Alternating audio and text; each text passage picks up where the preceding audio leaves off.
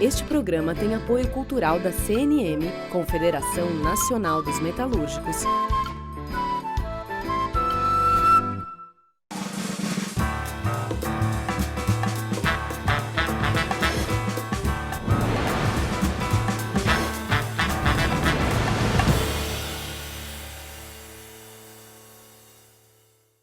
Começa aqui mais um Entrevistas. E hoje, um Entrevistas que estende tapete vermelho. Tapete vermelho para Sérgio Manberti. Ator, intelectual, produtor cultural, ativista político, um brasileiro raro, com mais de 80 anos de idade, e que está lançando essa maravilha, esta autobiografia, Sérgio Manberti, Senhor do Meu Tempo, feito em coautoria com o jornalista Dirceu Alves, numa edição da editora do Sesc, absolutamente magnífica, de quase 400 páginas, com uma beleza de seleção de fotos da carreira de Sérgio Manberti pelos palcos do país. Manberti está na casa dele, eu estou na minha casa, como só ia acontecer em tempos de pandemia. Razão pela qual, de repente, passa um avião, passa um helicóptero, faz um barulho, mas você já está acostumado com isso. E eu queria começar essa conversa com Sérgio Manberti perguntando o seguinte, Manberti, há certas coisas que às vezes passam despercebidas na vida da gente. E ao ler o seu livro, logo no prólogo, eu me dei conta que é uma frase de ninguém mais, ninguém menos do que Fernanda Montenegro, que não pode passar despercebida. Que se ela escrevesse a meu respeito, eu diria, pode parar, não preciso mais nada, estou indo embora. Diz Fernanda Montenegro, nunca ouvi sem a sagrada esperança ativa. O que é a sagrada esperança ativa de Sérgio Manberti? O que é? Tem que perguntar para o Paulo Freire, né? É sempre você sonhar, mas sonhar concretamente, com luta, né? Não pode deixar de lutar e de resistir, né?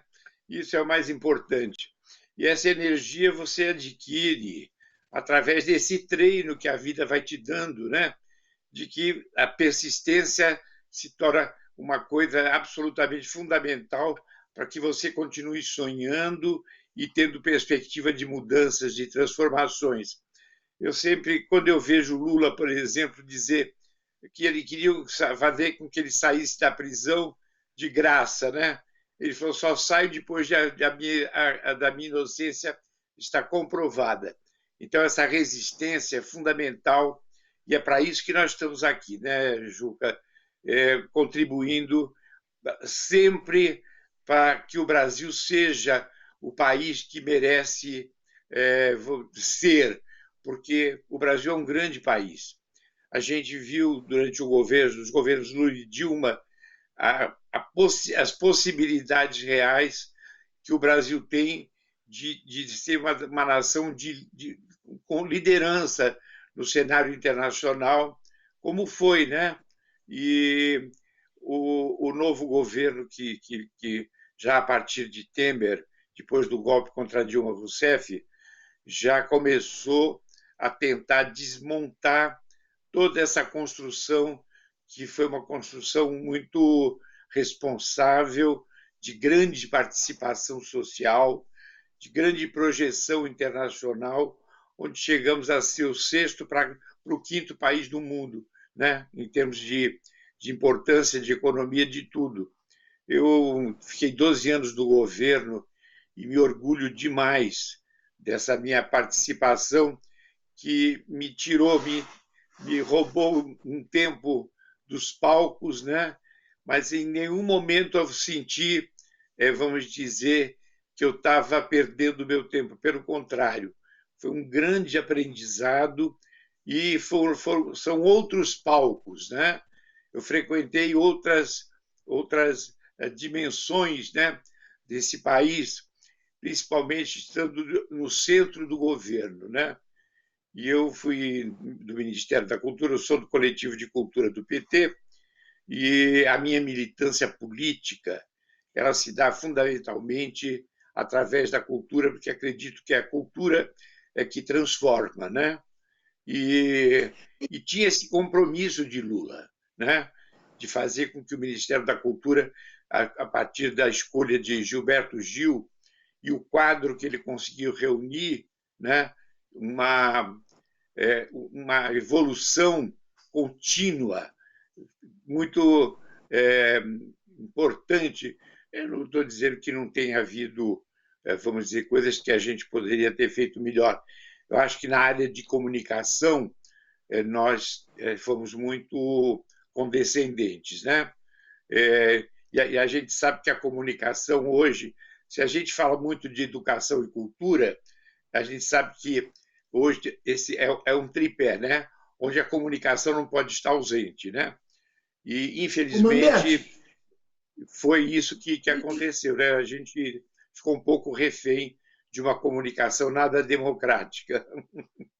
Me diga uma coisa, você é um subversivo? Olha, eu sou uma pessoa ousada e atrevida, né? Porque eu sonho. E aí esse verbo esperançar do Paulo Freire é que me dá essa dimensão. A gente fala de o que é subverter. É realmente você tentar participar de um processo de transformação democraticamente, né? Nesse sentido, eu sou absolutamente subversivo. Em termos de costumes, em termos de visão política e também tendo a cultura como esse instrumento fundamental para a gente conseguir fazer com que o Brasil cumpra o seu destino, né? Seja esse país que nós todos sonhamos. Mamberti, lendo o seu livro, quando você faz menção às vésperas do golpe de 64, bem, você já estava atuando, você já era, digamos, um homenzinho maduro. Eu era uma criança ainda, eu tinha 14 anos, então eu não posso dizer que eu tenha sofrido na véspera do golpe. Você sofreu, e sofreu fisicamente. Se não me engano, você estava em Porto Alegre e ia estrear uma peça, não é isso? Me conte, tente reproduzir aquele momento e compara com o momento que você está vivendo hoje. Então, nós já tínhamos percebido que havia um movimento de subversão, mas ao contrário desse sentido que eu dei. Era no sentido de tentar anular as conquistas que foram feitas durante o governo Jango. Eu era do Partido Comunista, que era a vanguarda da época, todos nós jovens éramos do Partido Comunista, e era uma coisa... A gente já tinha, assim, uma participação muito ativa na vida nacional, no sentido realmente dessa transformação social, né? Justiça social, participação da sociedade e um respeito à cultura, né? Que sempre é um entrave para os governos autoritários. Então, eu fui para Porto Alegre para fazer uma peça que eu tinha conquistado uma ótima crítica. O personagem foi um personagem muito bem recebido. Eu já tinha ganho o prêmio de melhor ator coadjuvante pelo Saci, distribuído pelo Estado de São Paulo. Então, eu estava chegando em Porto Alegre para mostrar esse trabalho. Porto Alegre era uma praça considerada, vamos dizer, a mais importante do Brasil, justamente pelo nível de cultural, particularmente, eu não diria de todo o estado, mas particularmente de Porto Alegre, né? Porto Alegre era uma cidade muito avançada para a época. E de repente começam a surgir os boatos de que havia um golpe em marcha, né? E eu me lembro, então, que o diretor responsável que foi conosco não era o Abujamra, era o Antônio Guigoneto. Nós deveríamos estrear justamente no dia 31 de março. O inoportuno, são essas coincidências, né? E aí ele colocou a gente para ensaiar, e o Teatro São Pedro, ele fica ali naquela praça onde tem do outro lado o Palácio do Governo, né? E a gente começou a escutar os ruídos já, vamos dizer, de alguma coisa importante que estava acontecendo nas ruas, e a gente ensaiando ali, eu com uma raiva que eu queria estar ali participando e tal. Mas aí não teve jeito, porque, de repente, a gente escutou, do lado tem uma ladeira grande, tiros, muitos tiros. E aí todos nós nos abaixamos no chão e tal, e eram os brigadianos que estavam ali impedindo a multidão de chegar no Palácio Piratini para botar o governador, que era um governador de direita, o Meneghetti, se não me engano, chamava ele. E aí, quando nós saímos ali, nos juntamos ao povo, entendeu? E sob aplauso da população, e aí conseguimos chegar ali no Palácio Piratini, e aí começamos a montar um projeto de resistência. O Brizola foi para a frente da prefeitura e tentou montar um exército revolucionário no sentido de defesa dos princípios democráticos. Olha, o meu número, na hora que eu fui me inscrever, era 33 mil e pouco, entendeu? Eu não tinha feito serviço militar, eu não sabia pegar uma arma, não sabia nem o que fazer com uma arma. Mas aí nós remontamos na prefeitura a legalidade, a rádio da legalidade. Então eu comecei a contar, a fazer vamos dizer, eu era um dos locutores, a convocar os nossos amigos do Teatro da Arena, da Oficina, para resistirem, que esse golpe era inócuo, que nós estávamos com o povo e que o Jango tinha essa simpatia popular e tal, mas infelizmente não era verdade. A gente estava contando, na verdade, não sei se é segundo, acho que é terceiro exército, mas aí o Cruel foi comprado e ficamos, de repente, na mão. Eu me lembro que nós saímos para tomar um lanche, quando eu voltei, os brigadianos, dois garotos assim, cruzaram as baionetas e falaram assim, não, o senhor não pode entrar aqui. Eu falei, não, mas eu tenho minhas coisas aí, eu estou na rádio da legalidade. Ele falou assim, não, mas não pode mais, o senhor aqui não tem mais entrada. Eu falei assim, mas afinal de contas, de que lado vocês estão? Aí um olhou para o outro assim, meio espantado, falou assim, eu não sei não, senhor, ainda não recebemos ordens. Aí eu tive a noção clara de que a gente estava entrando num processo muito complicado, entendeu? E então, realmente, eu vou deixar a comparação para os dias de hoje para mais adiante, porque antes eu quero que você responda a Gue Oliveira, diretora cultural do MST. Ela tem duas perguntas para você. Eu sou Gue Oliveira, militante do MST, contribuo com o Coletivo de Cultura, sou musicista e sou do grupo de mulheres cantadeiras. Nós queríamos então fazer duas perguntas para você, Mamberti. O que significa ser um artista comprometido com a construção de uma sociedade mais justa? E no contexto da pandemia, qual seria essa contribuição? E nós do MST gostaríamos de enviar um forte abraço com muito carinho para você, que sempre esteve com a gente nas nossas trincheiras, na arte, na cultura e na profunda compreensão da nossa luta. Olha, muito obrigado, Gui, pelo abraço. É muito muito confortante nesse momento que a gente está vivendo. E realmente, desde o início dos anos 90, eu me juntei ao MST e participei de momentos extraordinários e assumi o compromisso de que, se a gente ganhasse as eleições, de fazer com que o Ministério da Cultura chegasse ao campo, né, para a formação de novas lideranças. E foi o que aconteceu.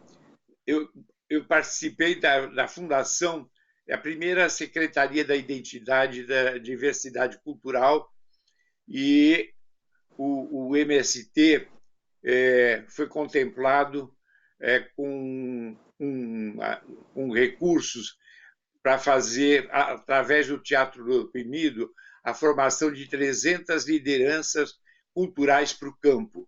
E foi uma coisa extraordinária, foi um momento muito bonito, porque desde o início, desde a chegada de Gilberto Gil ao Ministério da Cultura, eu me comprometi, porque o MST ele não conseguia entrar, porque tinha que entrar de terno no Ministério da Cultura.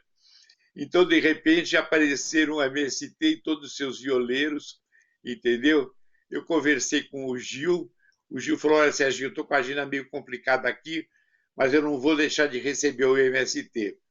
E aí, no final do dia, os violeiros todos subiram para conversar com o Gil, e aí conversa vai, conversa vem, um começa a puxar uma música da viola, o Gil, que falou que só tinha 15, 20 minutos naquele momento para conversar com a gente, que ele estava muito cansado, ele pegou a viola dele e ficamos mais 2 horas ouvindo aqueles cantadores, e aí foi uma coisa mágica, porque num universo absolutamente formalizado, muito hipócrita, evidentemente, né?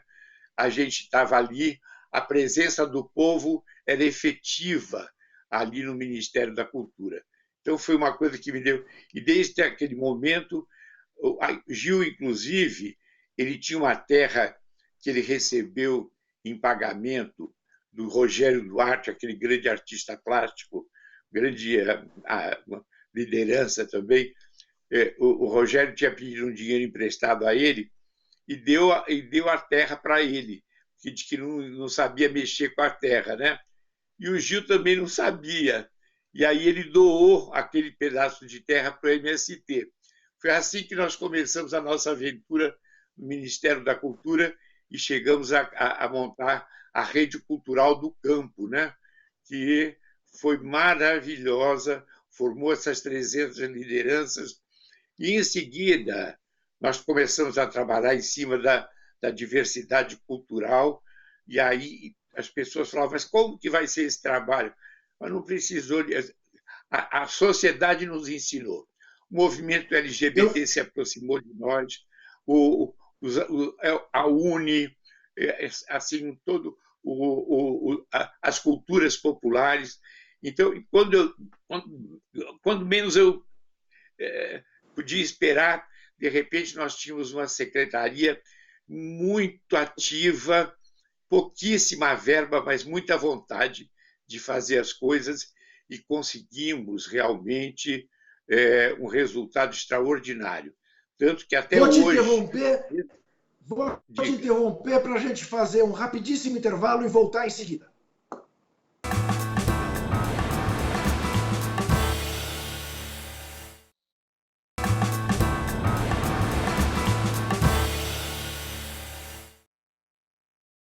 Converso com Sérgio Mamberti. Converso com este, como diria, com este monumento da cultura brasileira, que já conversou com um ativista do MST e agora vai conversar com uma secretária cultural pernambucana chamada Maria das Neves. Olá, Sérgio. Grande prazer falar com você. Eu sou Maria das Neves, secretária de Cultura da CUT Pernambuco. Dizer que, infelizmente, o setor cultural, grande parte da classe artística, se encontra com as suas atividades paradas nesse período de pandemia, com milhares de trabalhadores sem renda e que, apesar de recurso disponibilizado, a exemplo da Lei Aldir Blanc, infelizmente, muitos não conseguiram acessar devido à burocracia e a uma logística de dificuldade por parte da Secretaria Especial de Cultura do governo Bolsonaro. Destaco a importância da ampliação destes recursos, dizer que a classe artística foi um dos a primeiro parar e também será o último a voltar.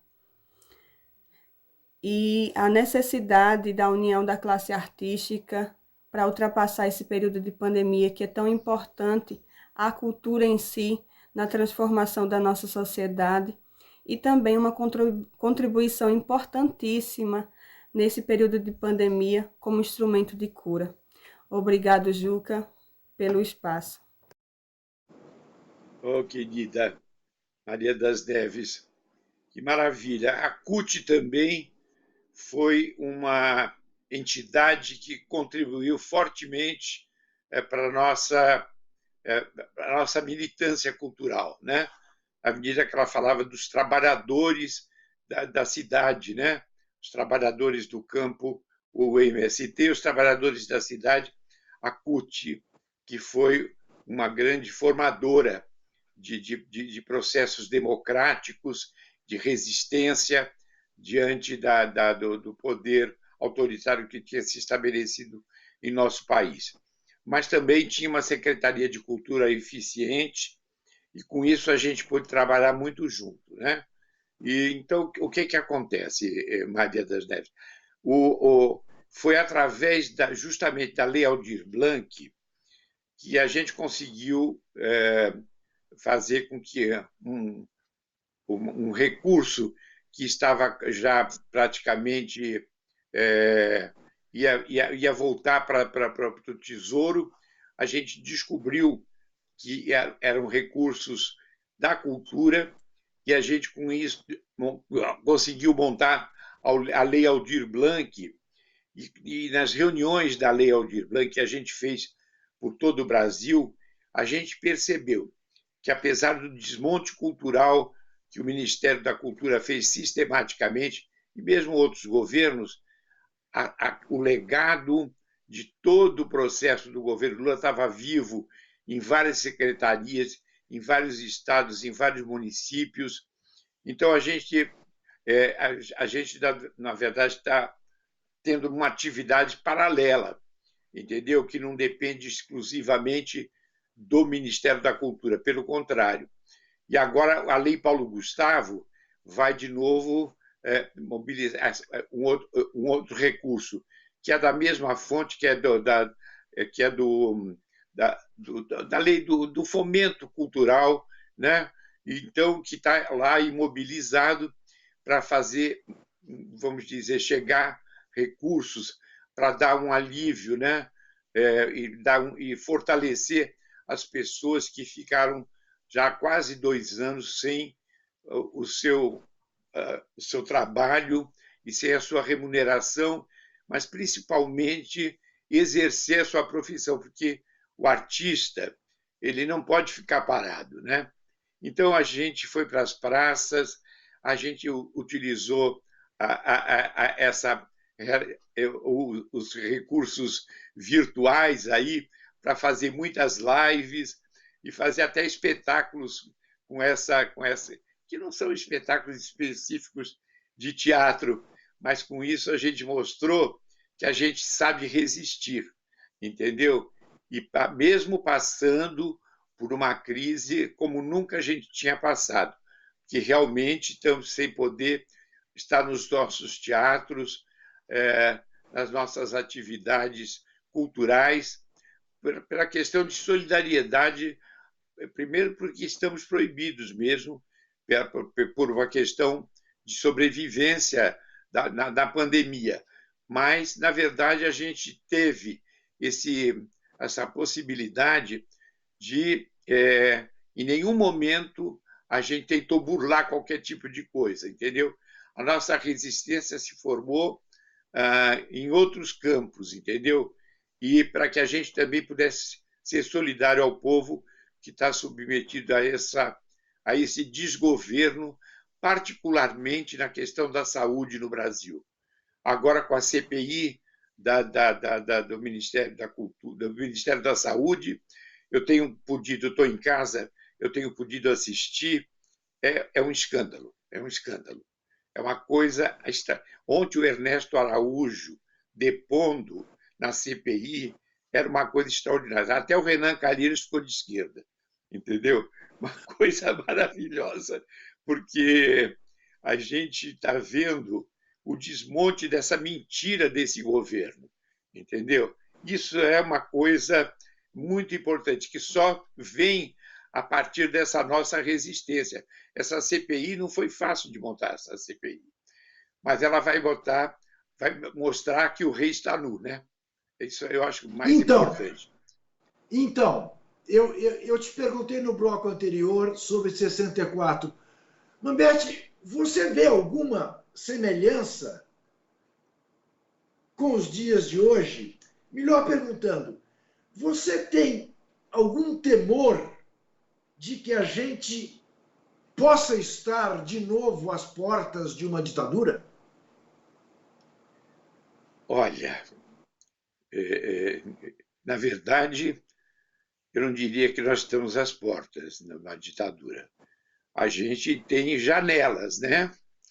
Mas a ditadura está aí. Existe um governo autoritário extremamente... que a gente tem janelas onde a gente pode, através dessa resistência e dessa militância, a gente pode realmente conseguir abrir brechas. Mas, em 64, nós nunca tivemos esse desmonte da cultura, por exemplo, da maneira como foi feito agora, entendeu? Então, havia ainda um respeito a uma certa, vamos dizer, a conquistas históricas. Aqui não se mexeu, os direitos dos trabalhadores foram absolutamente desrespeitados nesse governo. Então, a gente fica assim, mas 64 foi pior ou foi melhor? Eu digo que os dois foram terríveis, entendeu? Mas esse, eu acho que tem um acréscimo aí, que ele conquistou uma base popular que a gente nunca imaginou que ele pudesse conquistar. E naquela época nós tínhamos a maior parte do povo brasileiro contra a ditadura. Então são aspectos que aparentemente não são tão importantes, mas que, na verdade, a gente vê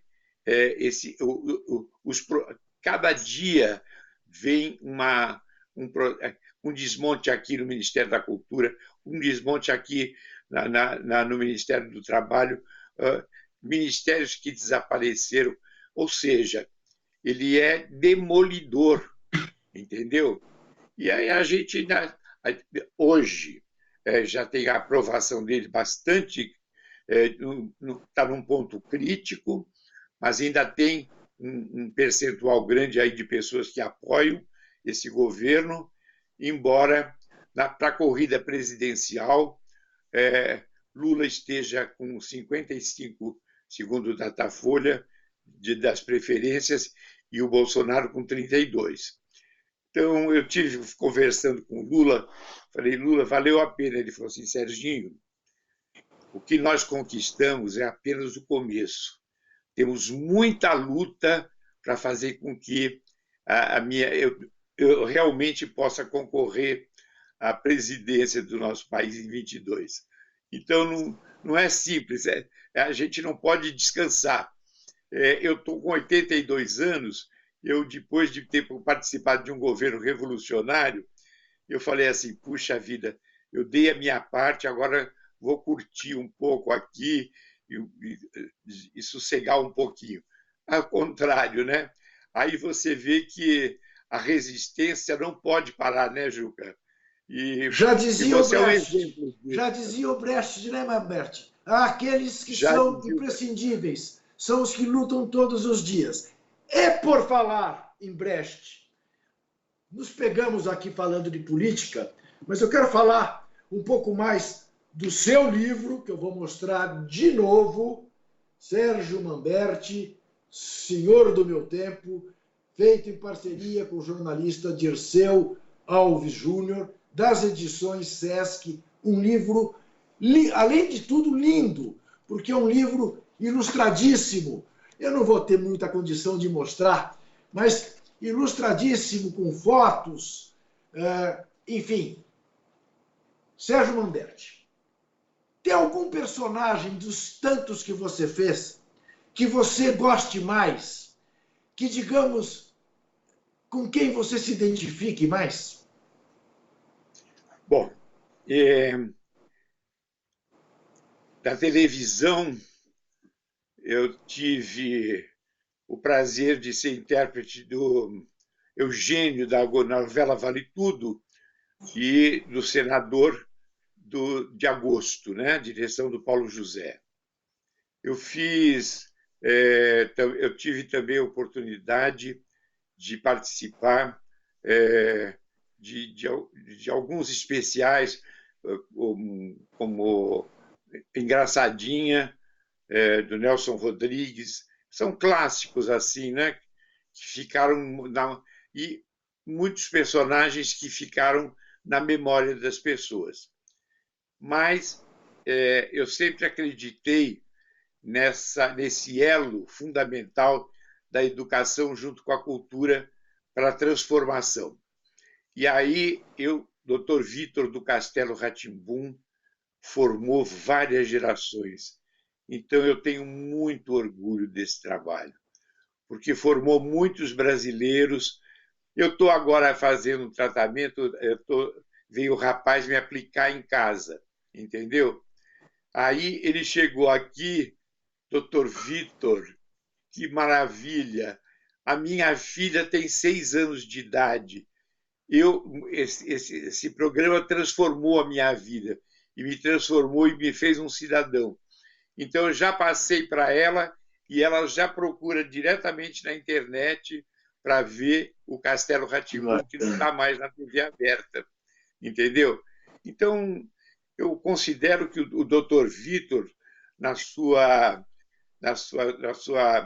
sabedoria, né, de um mestre, de um bruxo fantástico, ele, ao mesmo tempo, também um grande pedagogo, né?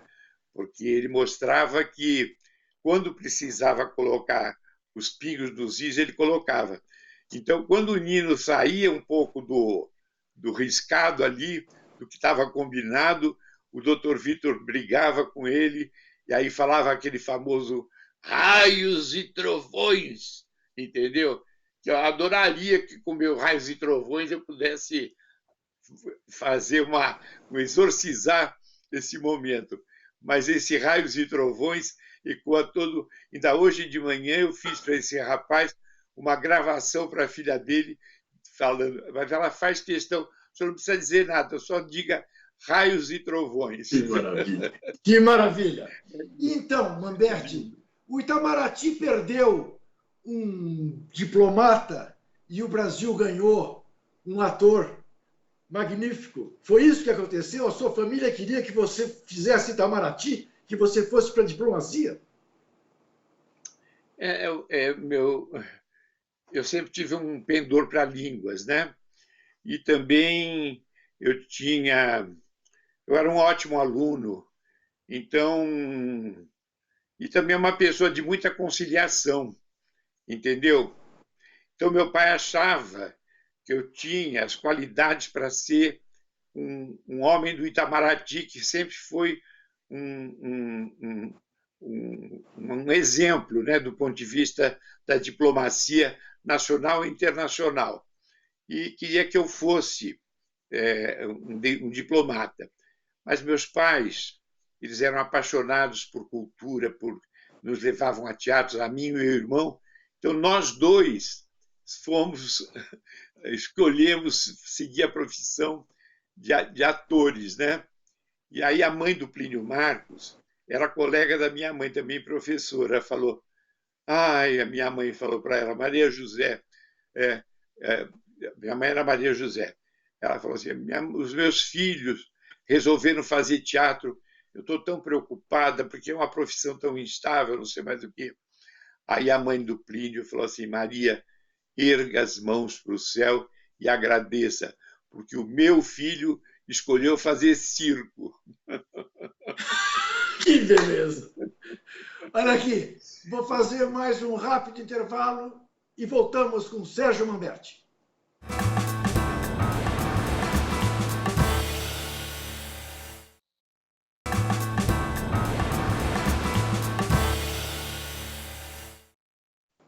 Converso com Sérgio Manberti, esse ator fabuloso, esse homem da cultura brasileira, esse escritor que está lançando com o jornalista Dirceu Alves Júnior, Sérgio Manberti, Senhor do Meu Tempo. Edições Sesc. Eu já tentei mostrar, vou tentar de novo, porque sou desajeitado, não tem câmera, mas aqui, além da história dele, fotos e mais fotos da carreira de Sérgio Manberti. Que vai responder agora a pergunta do pesquisador em políticas de cultura e comunicação, João Brant. Manberti, você, além de ator, de ativista pelos direitos humanos, por justiça social, por um Brasil melhor, já foi gestor público, conhece de perto os mecanismos de fomento à cultura. Queria te escutar sobre a Lei Rouanet e sobre o Fundo Setorial do Audiovisual. Os dois estão sofrendo muito com uma postura de boicote vinda do próprio governo e com uma linha de criminalização dos agentes culturais que tem acontecido nos últimos anos. E isso, quem sofre direto as consequências, além dos próprios produtores, é a população que perde, que tem menos acesso a peças, a exposições, a produção de obras audiovisuais. Então, queria te escutar. O que você acha desses mecanismos e o que você acha do que o governo tem feito em relação a eles?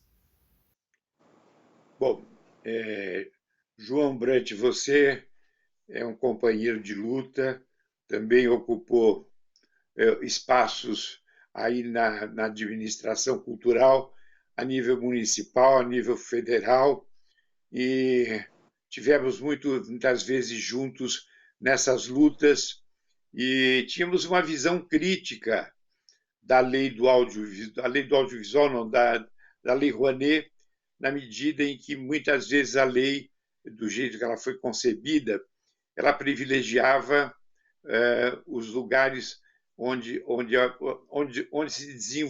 Brasil era mais desenvolvido. Então, os recursos da Lei Rouanet não chegavam ao Nordeste, era mais Sul, Sudeste. E quando Lula se elegeu em 2003, havia uma demanda enorme de que se mudasse a Lei Rouanet. A gente optou por fazer uma discussão permanente, porque senão a gente ia ter que levar isso para o Congresso e possivelmente a gente não teria tempo de fazer as mudanças que a gente foi fazendo essas mudanças através das instruções normativas e conseguimos um resultado importante. Eu fui presidente da Funarte, eu sou testemunha da lisura com que a gente conduziu o processo do ponto de vista de uma análise profunda e um controle social que era exercido pela sociedade também, através da CNIC, né? Que finalmente dava o ok para a liberação dos recursos. Mas eu cheguei a ver, aí com toda essa demonização da Lei Rouanet, assim, motorista de táxi falar: eu sei por que vocês são a favor do governo Lula. É porque aí vocês mamavam nas tetas do governo. Coisas assim, que machucam a gente, né? porque isso foi um processo de envenenamento. Até que agora, mas a Lei Rouanet tinha as instruções normativas e ela funcionava. Até que agora eles imobilizaram totalmente a Lei Rouanet. Agora, a lei do audiovisual, ela foi uma conquista histórica. Eu participei de todo o processo da criação da lei do audiovisual e também de como foi fundado, de como foi estabelecido esse fundo, né, que promove a nossa cinematografia e que foi uma conquista histórica e tem recursos realmente, eu diria, importantes que permitem que a nossa atividade cinematográfica e audiovisual possa se manifestar, pois eles conseguiram chegar lá, eles conseguiram chegar na lei do audiovisual. Então, é uma coisa absurda, porque tem uma série de produções aí, o Brasil já estava produzindo por volta de 200 filmes por ano, entendeu? Altamente competitivo internacionalmente, com prêmios internacionais. E eles tentaram imobilizar. Você vê que eles, de uma certa maneira, a gente sempre fala que esse governo é inepto, mas eles têm uma metodologia clara de como ir fazendo o desmonte. Eles vão pedaço por... Eles vão fazendo uma espécie de uma atividade que vai... Cada dia eles demorem um ponto de apoio, entendeu? E hoje estamos aí na luta para reconstruir tudo isso. Mas precisamos de um governo que compreenda que o Brasil precisa se ver nas telas, entendeu? Que o Brasil, então, isso tudo em favor também de uma agressividade do streaming, né? Que chega aqui através de Netflix, então são momentos muito difíceis para as artes nesse momento. E você tem razão. Me desculpe tocar nisso, que talvez seja para você eticamente constrangedor, mas eu não posso não perguntar, até porque vou tratar de uma personagem do seu livro, que você cita com tanto carinho. O que explica Regina Duarte ter ido participar desse governo e fazer o papel que fez? Olha, para mim, eu conheci Regina com 14 anos de idade, frequentei a casa dos pais dela, vi ela casar, vi os filhos nascerem, participamos de espetáculos juntos. A Regina fala assim, você é meu pai cultural, entendeu? E de repente, a Regina aderir a esse governo, para mim, foi muito agressivo do ponto de vista... A Regina chegou a fazer campanha para o Lula no segundo turno de 89, entendeu? Eu convenci a Regina a fazer campanha para a Erundina na prefeitura de São Paulo, entendeu? Ela não era uma pessoa de esquerda, mas era uma pessoa comprometida com valores importantes, entendeu? Então, para mim, é como se a Regina tivesse sido alvejada por uma flecha que, de uma certa maneira, cegou a Regina, assim como cegou uma grande parte da população brasileira. Agora, você não pode, por mais que você tenha uma visão crítica, quando você tem uma relação afetiva de uma pessoa que você conhece desde que tinha 14 anos, que ia na casa da minha mãe, em suma, a gente era amigo mesmo, amigo de verdade. E a Regina não era assim, que ela tenha feito essas opções e tenha feito esses comentários. Não foi só a opção. Ela o tempo inteiro elogiou esse governo, entendeu? Então, para mim, é muito doloroso, muito doloroso. Todos nós somos passíveis de errar, mas o da Regina, o erro da Regina, é quase que como se fosse ela virasse as costas para toda uma carreira. Imagine que em 1975 ela era a namoradinha do Brasil. Ela resolve fazer Réveillon, dirigido pelo Paulo José. E aí, em seguida, nós montamos um espetáculo que era escrito pelo cunhado do Vladimir Herzog, um espetáculo de esquerda. E ela falou assim, eu falei, Regina, não tem papel bom para você. Ela falou assim, não, o que me interessa nessa peça é a mensagem. Ou seja, olha que contradição. Então, são coisas que... Mas não foi só ela. A gente viu isso acontecer com outros companheiros também. E com a grande parte da população brasileira, né? Para nossa surpresa, porque essas pessoas que saíram do armário e saíram... E o que a gente viu foi uma realidade que a gente não sabia que existia aqui em nosso país.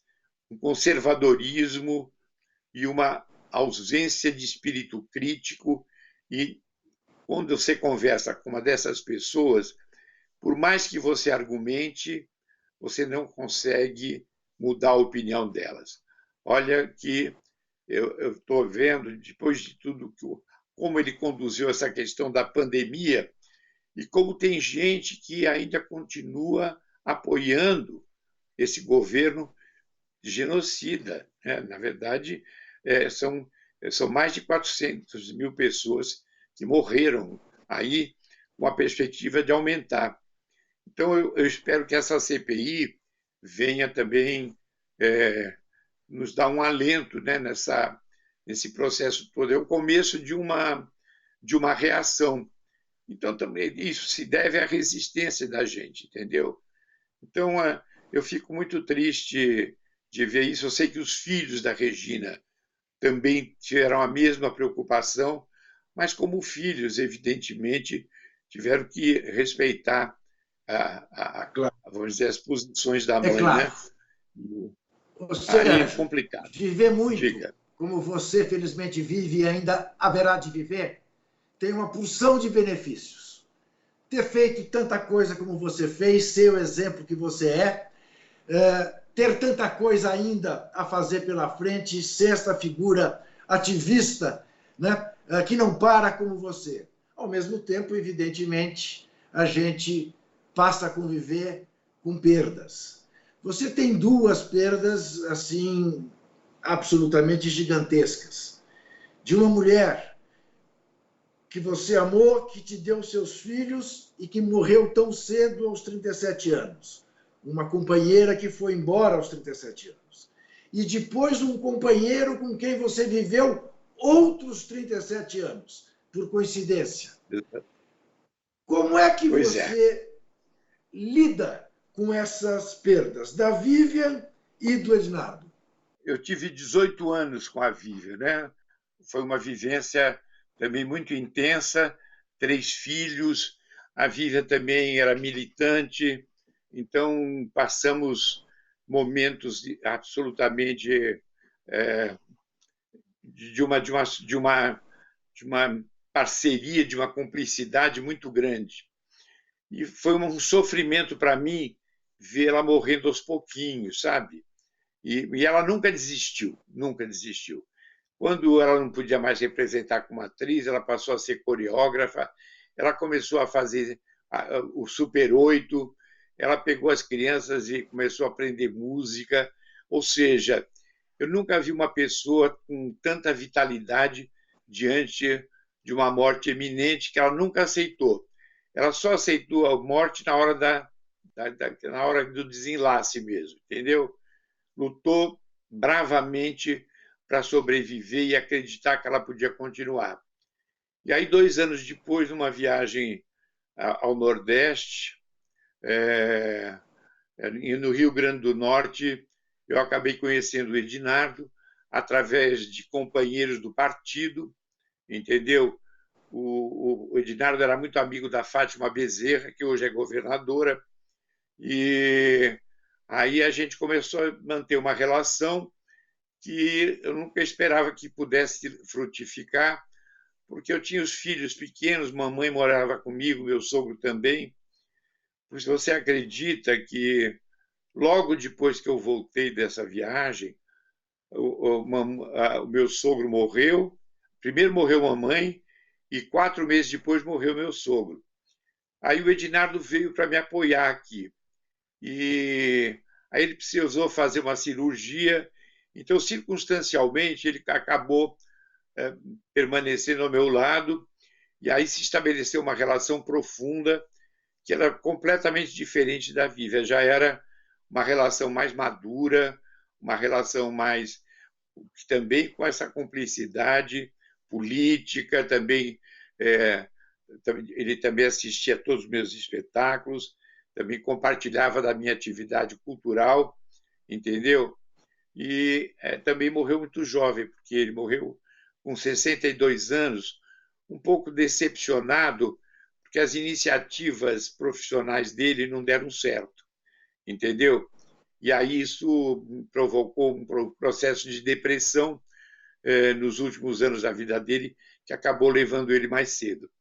Mas são perdas muito didáticas, porque você sabe que você compreende a finitude, né?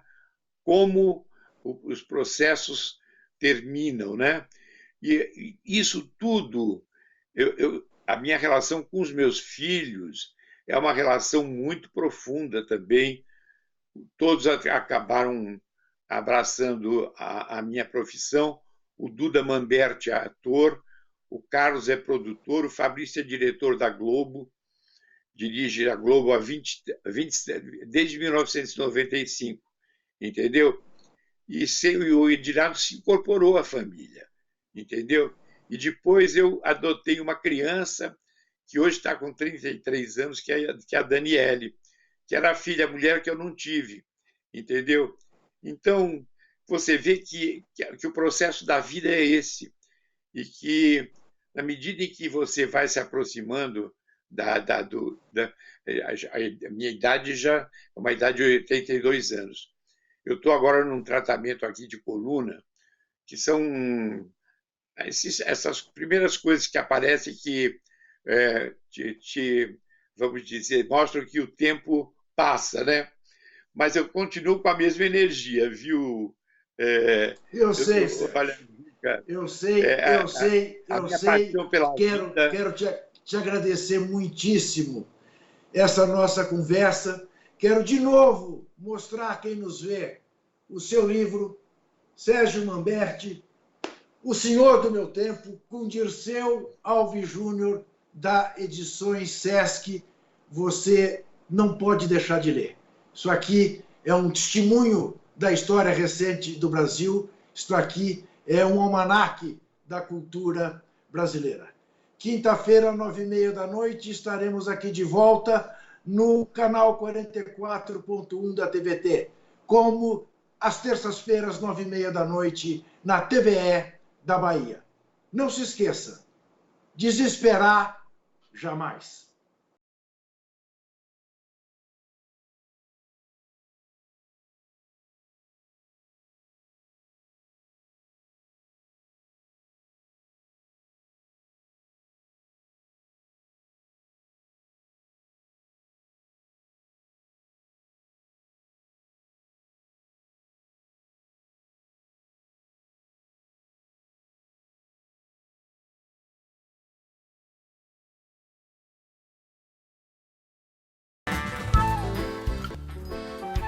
Este programa tem apoio cultural da CNM, Confederação Nacional dos Metalúrgicos,